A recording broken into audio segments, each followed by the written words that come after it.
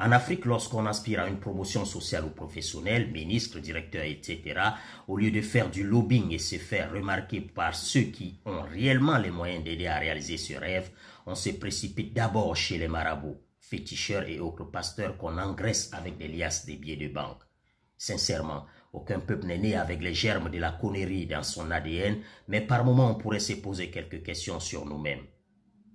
Si nos marabouts féticheurs pseudo-pasteurs mystiques avaient une once de pouvoir surnaturel, depuis le temps que nous maudissons la France et toutes ces puissances impérialistes responsables de tous nos malheurs, ce ne sont pas que des dirigeants de ces nations qu'ils auraient éliminés avec des missiles mystiques.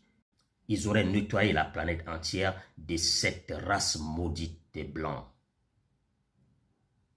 Dans nombre de nos villages d'Afrique, les vieilles personnes ne sont plus ces êtres que nous chérissons et dont nous souhaitons qu'ils vivent longtemps pour nous apprendre le plus de choses possibles sur notre passé et nos ancêtres. Ils ne sont plus que des sorcières et des sorciers. Dans le moindre des cas, on les abandonne dans un insoutenable dénouement et la mort survient comme une délivrance longtemps souhaitée par les concernés. Mais dans certaines contrées d'Afrique, on extirpe ces sorciers de la société en les lynchant à mort. Même des enfants dans leur totale innocence sont accusés de sorcellerie, notamment en RDC et en Ouganda.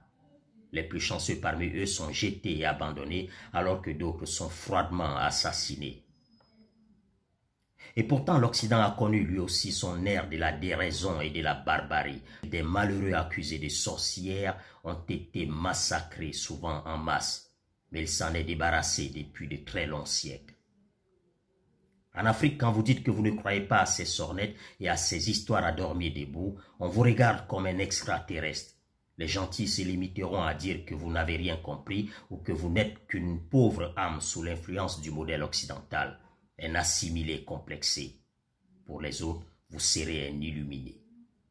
Cependant, aussi longtemps que nous n'allons pas nous débarrasser de ces croyances obscurantistes et stupides, nous n'allons jamais nous développer. Le monde est en mouvement et à très grande vitesse. Le train a déjà dépassé notre gare et ne s'arrêtera pas pour nous attendre. Il avance. Nous devons redoubler d'efforts pour le retrouver à la prochaine gare. Mais attention, il n'y restera pas longtemps. Si nous n'y sommes pas quand il marque l'arrêt, nous ne pourrons plus jamais monter à bord. Nous resterons à jamais à la traîne. Alors c'est à nous de démontrer que nous ne sommes pas maudits. Pour cela, nous devons impérativement neutraliser tous ces marchands d'illusions, marabouts, féticheurs, pasteurs. Pas tous les pasteurs, mais ceux qui voient le diable partout et trouvent la méchante main invisible des envieux dans tout ce qui nous arrive. Les dangereux charlatans, ce sont aussi tous ces pseudo-activistes, combattants de la liberté de l'Afrique, des populistes en manque de notoriété qui accusent l'Occident et les anciennes puissances coloniales de tous nos maux et suggèrent comme solution à nos problèmes une forme de repli identitaire. Si nous nous laissons embarquer dans cette logique, quand nous nous serions défaits des Blancs, Dieu seul sait par quelle forme de violence nous allons le faire, alors nous allons trouver de nouveaux boucs émissaires et des raisons de détester. Nous chercherons l'explication de nos difficultés dans nos différences.